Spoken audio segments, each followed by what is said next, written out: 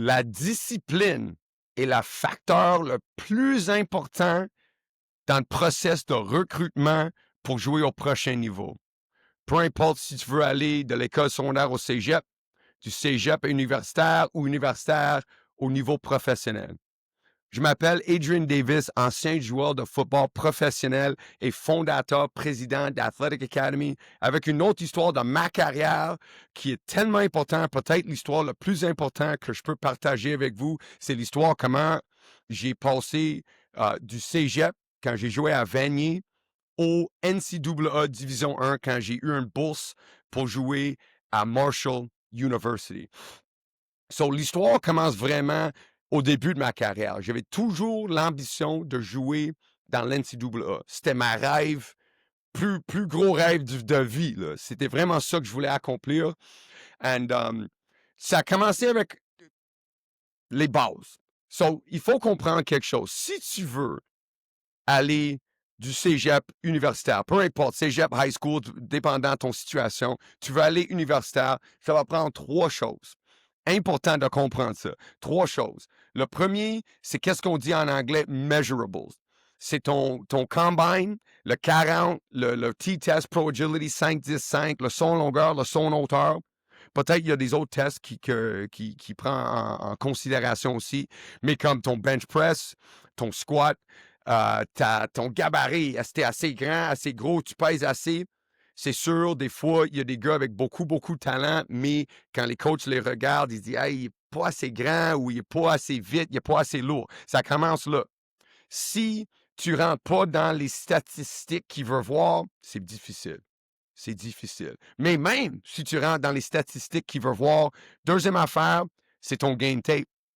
Pas juste ton highlight. Oui, il faut mettre un highlight ensemble avec les meilleurs jeux de 5-6 matchs, tout ensemble pour vraiment montrer les gros jeux que tu es capable de faire. Et je veux juste vous dire maintenant, important de créer un highlight incroyable qui montre vraiment des jeux qui sont abnormales. C'est pas juste de dire « Hey, je suis un receveur, j'ai attrapé un ballon à 4 verges, et ils m'ont plaqué. » C'est pas un highlight. Oui, c'est un attrapé, mais c'est pas un highlight. Le highlight, c'est « Hey, j'ai attrapé le ballon à 4 verges, j'ai déjoué 2 gars, j'ai pris du sideline, j'ai outrun le genre de safety, et tu vois comment je suis vite, comment je suis agile, et j'ai fait quelque chose que quand tu vois le clip au début, tu pensais « Hey, impossible qu'il fait rien avec ce jeu. » Wow!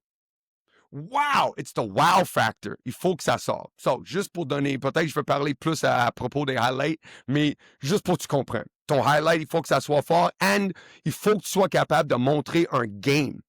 Pas juste les highlights, mais juste montrer que, hey, voici le premier demi quand j'ai joué contre telle équipe. And then, je peux voir comment tu joues jeu après jeu, série après série. Parce que l'affaire qu'il veut voir, c'est du monde avec l'effort. Quand le ballon il court de l'autre côté et t'es l'ailier défensif ou le backside corner, est-ce que tu cours vers le ballon? Est-ce que tu fais un effort? Est-ce que t'es là? Oui, c'est sûr, peut-être que tu peux faire des gros jeux, mais si tu es juste un facteur 1 jeu sur 10, tu fais un gros jeu par jeu, par match, c'est pas assez. Il faut que tu montes une constance, une discipline avec ton performance, avec ton jeu. So, comprenez, tes measurables, tes résultats, c'est là que ça commence. Ton highlight. Et troisièmement, c'est comment tu passes à l'école. C'est vraiment ton profil scolaire. Est-ce que tu réussis? Oui, non, tu as du trouble. C'est sûr du monde qui ont des 80, ils ont les résultats qui s'apprennent comme combine, ils ont un highlight, ils ont des bons résultats à l'école. No-brainer, c'est eux autres qui vont être les premiers choisis, essentiellement. Parce que c'est un investissement que les écoles ils font. J'ai appris ça aussi, c'est un investissement. Il met beaucoup d'argent dans vous. Il ne veut pas avoir des kids qui vont ils vont être sortis de l'école après une semestre à cause qu'ils n'ont pas passé, ils sont en échec. C'est pas bon, là. Il veut quelqu'un qui leur donne confiance comme joueur, comme étudiant et comme personne. C'est important que ces 3 affaires sont vraiment, vraiment bien placées. Sur moi, juste je reviens à mon expérience personnelle. Moi, j'étais un joueur qui était quand même, j'étais 6 pieds 4 depuis 13 ans. J'étais toujours grand. Je rentrais dans le gym, je commençais à comprendre de plus en plus comment me préparer pour le foot, spécialement pour le combine. À l'époque, on avait des gros combines ici à Montréal qui avaient beaucoup d'équipes NCAA qui venaient pour scouter, pour évaluer du monde. Et c'est sûr, moi, je faisais ça à chaque année. Et année après année, je m'améliorais. J'avais des bonnes saisons. Il y avait de plus en plus des coachs qui disaient « Hey, lui, il est intéressant. » Mais la plus grosse question, c'est si je pouvais courir mon 40 verges assez rapidement. À l'époque, je m'en souviens, j'ai commencé dans mes années midget, je ne connaissais pas le 40, j'ai pas couru des temps exceptionnels, des 5-2, 5-3. Mais chaque année, j'allais courir moi-même. Je n'avais pas de track coach, il n'y avait pas de programme de même à l'époque. J'ai juste appris comment me mettre dans une bonne position où je suis confortable. Souvent, mon père était là avec un genre de stopwatch, un chronomètre pour prendre mes temps, et je courais. Je faisais mes départs, des 10, des 20, des 40. Je courais sur un track, sur un turf, n'importe où je pouvais. Et fur et à mesure, l'histoire, un fois, sur là, je descendais mes temps, soudainement, je suis 4-9, 4-8, et then je suis solidement dans les 4-7. Et ça va super bien. Je descends comme 4-7-2. Soudainement, j'ai couru un 4-6-8 officiel. Le monde, ils ont dit, hey, on va prendre plus de temps pour lui évaluer, que ça, c'est un bon temps. J'ai fait un combine à Montréal, une fois dans ma vie. Une fois. Il faut que tu comprennes. Je parle de discipline de travailler jour après jour, mois après mois, année après année pour améliorer mon temps. C'était pour ce moment-là. Et je vous dis maintenant, il y avait du vent à mon dos. J'étais vraiment des conditions parfaites pour moi. Et j'ai aperçu ça. J'ai dit, hey, maintenant, c'est le temps de partir. You got the wind, you gotta go. Le vent est à ton dos, allez-y. J'ai couru mon 40, j'ai couru un 4-6-2. 6 pieds 4, 240 livres, 4-6-2, avec un méchant film, avec mes... J'étais pas un étudiant incroyable, mais assez bon pour qualifier. So là, les portes commencent à s'ouvrir. Je faisais un tour à chaque année, je faisais des camps à Ohio State, Université de Kentucky, et à Tennessee. C'est quand même des gros programmes, là. Et il y avait beaucoup d'intérêt. Ces 3 écoles, ils m'ont vu, ou il y avait certains coachs qui m'ont vu à Montréal courir ce temps. Les 3, ils ont dit, hey, parce que là, ça faisait 2 ans que déjà que je faisais leur camp, 2 ans que je m'améliore, 2 ans qui prend de plus en plus de l'intérêt dans moi. So là, je suis comme, hey, ça, c'est mon année. Ils m'ont tous dit la même affaire. Hey, viens à notre camp, et ça va être le camp comme compétitif, le camp d'évaluation, pas le camp récréatif pour juste n'importe qui. C'est vraiment comme le camp de recrues, le monde qui ont une chance de prendre un scholarship, le monde qu'on veut vraiment évaluer. Toutes les 3, ils ont dit, hey, viens à notre camp comme tu as fait, et si tu cours cette même temps-là en avant de nos coachs, il y a des fortes chances que tu vas avoir un scholarship. Et à l'époque, moi, Ohio State, c'était vraiment la place pour moi. Hey, je vous dis maintenant, c'était la place. Big Ten is my thing, man. Je voyais ça sur la télé. À l'époque aussi, il y avait moins de matchs télévisés qu'il y a maintenant. Mais hey, à chaque samedi, ABC, Ohio State, Michigan, Penn State, ça, c'était les équipes. So, pour moi, jouer Ohio State, et même maintenant, c'est sûr, c'est une des meilleurs programmes de tout temps, historiquement, incroyable. Mais je voulais tellement jouer là, j'avais déjà pris en tête la décision que c'est là que je voulais aller. So, on descend au camp. Je fais le premier camp à l'Université de Tennessee. Bref, j'ai déchiré mon ischio. Hamstring tear. Bad. Quand je courais mon 40. Bad. And tous les coachs m'ont dit la même chose. Hey, c'est dommage. On voulait vraiment te voir, vraiment t'évaluer. On avait comme 5 gars ici que tu étais vraiment dans le mix avec eux autres. Ils ont donné des bourses, des scholarships à des joueurs à mon position pendant ces camps que j'aurais eu la chance de faire du compétition avec, que j'ai jamais eu de chance. Et non, je vous dis maintenant, ça m'a écrasé pas mal. C'est pas facile de mettre ce travail. Okay? And c'est ici qu'il faut comprendre. C'est tellement facile de se décourager à cause le chemin il est long, il est difficile, et c'est jamais tout droit. C'est jamais le chemin qu'on pense ça va être. So, je vous dis maintenant, c'était des moments difficiles pour moi. Comme joueur. J'ai sorti du camp, j'étais chez moi, j'étais comme 8 semaines, 6 semaines. Mon ischio était vraiment, vraiment pas en bonne shape. Là. J'avais du trouble. Finalement, rendu à la fin de l'été, ça c'est au début de l'été. À la fin d'été, il y avait un autre camp. Ici, mais ici, c'était comme à Kitchener ou quelque chose, c'était en Ontario. Mais c'est le gars qui faisait les campagnes. Et encore, il y avait beaucoup de coachs américains qui allaient être là. So, moi, je dis, hey, il faut que je me guérisse, il faut que je sois prêt pour ça. J'ai vraiment fait tout ce que je pouvais pour aller à ce camp. Et c'est une bonne chose, que sortant de ce camp, j'ai eu probablement comme un 10 offres Division 1. Non, c'était pas des, qu'est-ce qu'on appelle maintenant Power 5. C'était pas des grosses équipes des conférences de même. Il y avait beaucoup à Akron, Toledo, Western Michigan, Central Michigan, Miami of Ohio.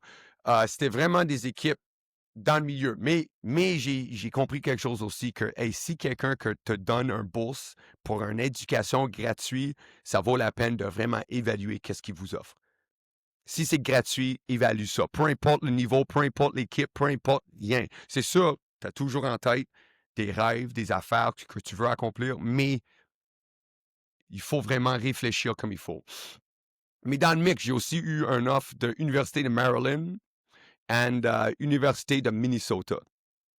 Et Connecticut, ils m'ont offert, il y avait quand même des équipes assez bonnes qui m'ont offert des scholarships. Mais quand j'ai reçu mon offre de l'Université de Minnesota, j'étais tellement mentalement dans l'espace du Big Ten que j'ai dit à tout le monde d'autre, and listen, ça, c'est une erreur immense que j'ai fait dans ma carrière. Je veux que vous m'écoutez maintenant. J'ai dit à toutes les autres écoles, à l'époque, je ne sais pas si ça a changé, mais tu pouvais prendre 5 visites officielles où l'université va te payer ta vol, payer toute ton affaire. Là. 5 visites officielles, j'avais 5 visites, facilement. Facilement. Et moi, j'ai fait comme une annonce, comme tu sais, avec le chapeau, pas tant que ça, là, mais c'est du genre d'affaires où j'ai dit, j'ai pas besoin de visiter personne. J'ai pas besoin de rien faire. Et dans ma tête, je faisais la bonne affaire, dire au coach, hey, coach, je peux pas perdre ton temps à cause je sais déjà que je vais commit aux universités de Minnesota. Et dans ma tête, j'étais comme, hey, et moi, je vais embarquer sur le terrain Ohio State et je vais faire quelque chose. Et je vais les montrer comment ils ont manqué une chance de m'avoir. Ça, c'était ma mentalité. Ça, c'était ma mentalité. Honnêtement, c'était pas la bonne mentalité. Je vous explique, là. Sur là, je prends ma visite à Minnesota. Ça va bien. Le coach ligne défensif, il m'adore. Il veut vraiment, il m'a vu à plusieurs camps. Il dit, hey, c'est vraiment bon. Je veux vraiment que tu joues ici, blablabla. J'ai allé voir l'entraîneur-chef. Lui était moins enthousiaste. Je dirais même qu'il ne m'aimait pas. Et c'était clair que quand je lui ai parlé, il disait comme, hey, honnêtement, je pense pas que tu es le joueur que le coach de ligne défensif, le coordinateur, il pense. Je pense pas que tu vas être capable de jouer à ce niveau ou pas comme être un big player à ce niveau. Et ça m'a choqué, c'est sûr. J'étais pas prêt à entendre ça. Mais j'ai dit immédiatement, je peux pas jouer ici. Il veut pas que je sois ici. Il m'aime pas. Je peux pas être ici. So, j'ai appelé tous les autres coachs, tous les scholarships déjà donnés à d'autres mondes. Il dit, hey, peut-être, on va voir, peut-être il va y avoir un changement, mais on ne sait pas. Sur là, je ne savais pas quoi faire. Encore, le chemin est devenu de plus en plus difficile. J'ai continué à m'entraîner, j'ai continué à rester en shape. J'étais vraiment comme, je sais pas, comme. Ma carrière n'était pas finie, mais peut-être ma rêve NCAA, il était fini, rendu là. J'étais comme, hey, j'ai tellement fait une mauvaise erreur. Blessure, à même dire à tout le monde que j'ai déjà pris une décision avant de visiter l'école, avant de parler au coach, avant de comprendre où j'étais, une erreur immense. Et à l'époque, j'étais prêt à aller à l'Université canadienne. Qu'est-ce que je vais faire? Et il y avait c'est sûr, toutes les universités canadiennes m'offraient plein d'affaires pour venir jouer pour leur équipe. So là, je disais, all right, je vais prendre une décision, je vais jouer à une école canadienne, mais j'étais vraiment déçu. J'étais même au point que peut-être je pensais plus jouer au foot. C'était vraiment comme vraiment décevant pour moi, vraiment des moments difficiles. Um, and then, j'ai eu un appel d'un coach qui était à New Hampshire, mais il a eu un job à Marshall. Je connaissais rien de Marshall. Je connaissais rien. Je vous dis maintenant, je les connaissais pas. Il m'avait dit, hey, on a eu une blessure sur la ligne défensive. Envoie-moi ton film. Ils m'ont adoré à New Hampshire, mais encore, je pensais que c'était pas assez big pour moi. Je sais pas, honnêtement, mon attitude n'était pas la bonne attitude. And il dit, hey, je suis là à Marshall maintenant. On a une scholarship qui va être disponible en janvier. Es-tu intéressé? Absolument. So là, je m'arrange que je peux jouer une 4e année à Vanier. J'ai dit, je vais pratiquer, je vais faire de quoi, à cause aussi avec ma fête, comment ça tombait. Je vais finir l'année à 18 ans. And then, je peux aller en janvier au NCAA. Mais à cause, je jouais une autre année, soudainement, des autres équipes, ils ont rentré encore. So là, je commence à avoir des appels de Akron, de Toledo, de Maryland encore qui sont revenus. C'est dit, all right. Là, ça réembarque. Là, peut-être même, je pourrais me remettre sur le radar d'Ohio State ou Tennessee, comme j'étais tellement, all right, ça, c'est ma chance encore. And, so là, ils m'ont demandé, envoie ton highlight, envoie tes notes. Envoie comme, c'est la même chose maintenant, il faut que tu prennes le SAT, il faut que tu qualifies pour l'école américaine. So, c'est ça que j'ai fait. J'ai envoyé toutes mes informations. Bon, mais on dit, hey, on est prêt pour vous offrir en janvier. On va faire une visite, il a arrangé tout ça. Tu peux jouer ton saison, tu ne vas pas perdre une année, tu vas être éligible, ça va être parfait. Juste continue de jouer au football. Excellent. C'est ça que j'ai fait. J'étais vraiment, vraiment focused sur mes affaires, que j'étais comme, hey, la porte, il se rouvre. Encore mon discipline, de ne pas arrêter, de continuer, de ne pas lâcher. C'est sûr que j'avais des moments plus difficiles que d'autres, mais j'ai pas perdu ma direction. And so là, je suis en pratique à Vanier. Je reçois un appel. C'est du coach. À l'époque, c'est comme il appelle chez nous. C'est pas comme un cellulaire, il appelle chez vous. Là, il y a un message sur la machine, là, qui, je sais même pas si ça existe. Là. Sur la message, il dit appelez-nous le plus tôt possible, c'est urgent. Appelez-nous. So là, il y avait un autre joueur de ligne défensive qui était sur scholarship. Pour une raison ou une autre, il a quitté l'équipe. Je sais pas, comme sans trop de détails, il a quitté l'équipe. Et on vous a besoin demain matin. Demain matin. Prends un vol, go. Hey, j'ai embarqué sur un avion. 24 heures plus tard, j'étais à Marshall, j'ai signé mes papiers, j'étais sur scholarship et j'ai atteint mes objectifs.